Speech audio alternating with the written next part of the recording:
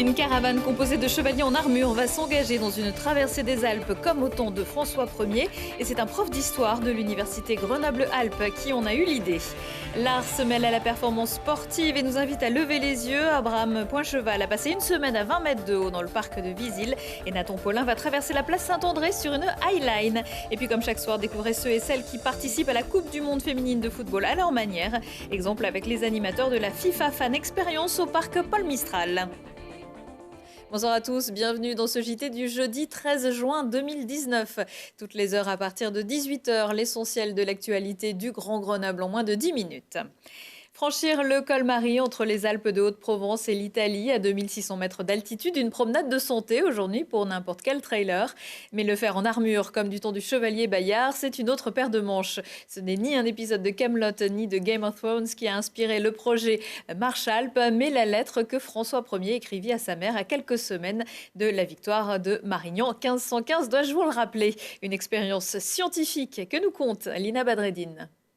On ne peut pas s'habiller ou se déshabiller seul. Vous connaissiez François Ier, voici Stéphane Gall Ier. Comme en 1515, cet homme va traverser en armure le col de Marie pour revivre et mesurer l'effort de l'armée de cette époque et rejoindre Marignan en Italie. Alors l'armure seule fait 14 kilos. Pour être au plus proche du XVIe siècle, les équipements ont été conçus par un batteur d'armure. Tout est fabriqué sur mesure jusqu'au bout des pieds. Rien n'a été laissé au hasard. Dans la peau d'un homme en armure, on se sent bien enveloppé. On apprend à connaître cet exosquelette qui est une armure. Le corps apprend à connaître cette enveloppe de métal. Et finalement, à force de le porter, on arrive à trouver un certain confort tout à fait relatif, mais on s'habitue. C'est une armure d'homme à pied, c'est-à-dire qu'elle est plus légère qu'une armure de cavalier et elle n'a pas les parties basses, que des parties hautes. Si Stéphane marchera, 3 autres cavaliers seront à cheval. Pour mesurer l'effort humain de cette expérimentation, des tests physiques sont réalisés. L'armure a même été essayée sur un saut en parapente et le matériel testé en laboratoire.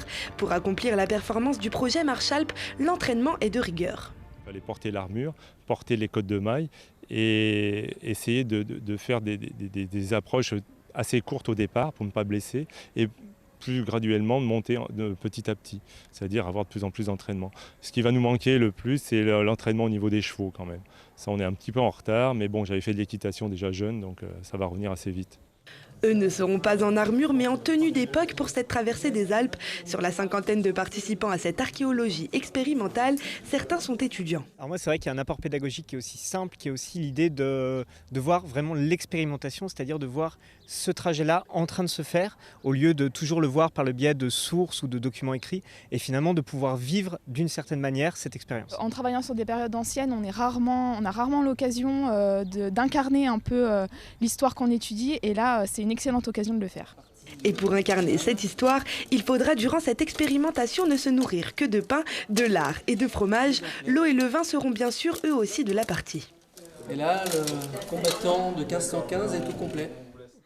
Le grand public est également invité à participer à ce périple à condition de trouver un vêtement conforme à l'époque. Le 7 juillet, des animations sont également prévues sur le site du campement à Maljacé dans la vallée de l'Ubaye.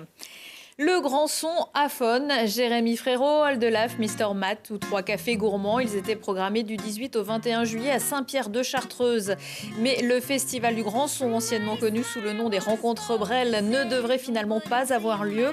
Selon nos informations, l'annulation devrait être confirmée en fin de semaine en cause d'une situation financière délicate. Le festival allait fêter sa 32e édition. Un incendie probablement accidentel s'est déclenché mercredi après-midi à l'école Ampère à Grenoble. Le feu aurait pris dans une salle de repos. Il y a de gros dégâts mais pas de victimes. Résultat, ce matin, il a été demandé aux parents de garder leurs petits à la maison si possible. Un accueil garderie a néanmoins été mis en place. L'établissement compte 56 élèves. À cause de l'incendie de l'école maternelle, mes enfants m'ont demandé de garder ma petite fille. J'ai été prévenu hier soir, donc rapidement. Je me suis rendu disponible et là, maintenant, je la garde maintenant toute la journée. Et là, je suis venu chercher son grand frère. Ça a été une grosse organisation, mais au niveau de la mairie, tout a été mis en place très rapidement. On a eu des personnes déjà sur l'élémentaire à 6h30 du matin. Donc nos chefs sont intervenus assez rapidement pour mettre en place et prendre en charge les enfants afin de les transférer là où ils pourraient être accueillis et afin de finir l'année. Et oui, pour la suite, probablement jusqu'à la fin de l'année scolaire, une classe à 3 niveaux, petite, moyenne, grande section, sera maintenue dans l'école Ampère. Une classe de petite section sera dirigée vers l'école Joseph Vallier à partir de demain vendredi. Attention à la descente. Après une semaine passée en haut d'un mât et d'un plateau à 20 mètres au-dessus du sol, Abraham Poincheval a retrouvé mercredi soir la terre ferme du parc de Visil, une performance programmée dans le cadre de la 3e édition de Paysage, l'événement piloté par le département de l'Isère.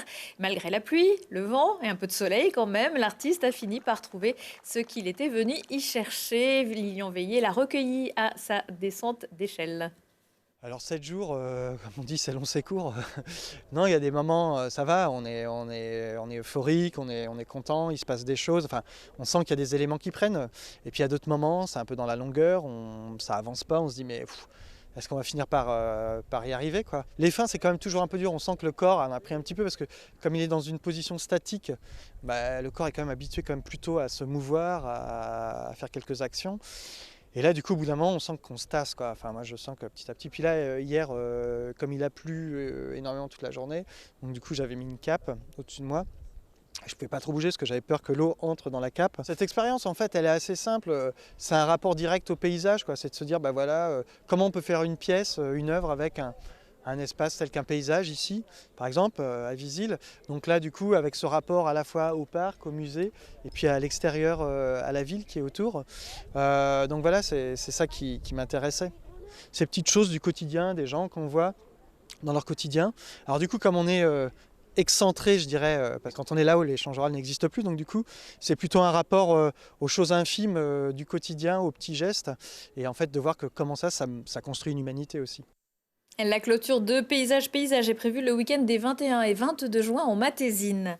Samedi, c'est Nathan Paulin qui prendra de la hauteur. Le champion du monde de Highline participera au grand rassemblement organisé par le chorégraphe Johan Bourgeois et le Centre chorégraphique national de Grenoble. Une manifestation artistique tout-terrain.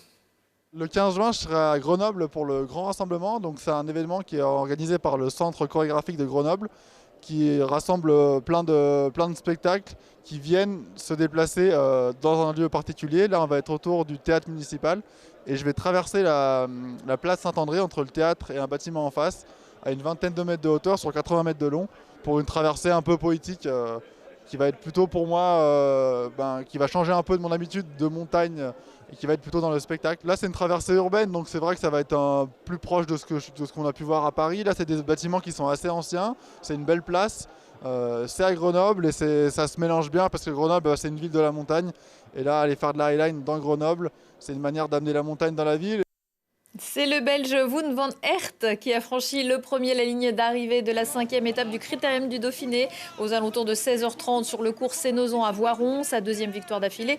Il était parti de Bouin-sur-Lignon 201 km et 5 heures plus tôt. Le Français Julian Alaphilippe est troisième. Après une étape entre la Plaine de l'Ain et Saint-Michel-de-Maurienne vendredi, les coureurs reviendront en Isère samedi avec une arrivée prévue à Pipé.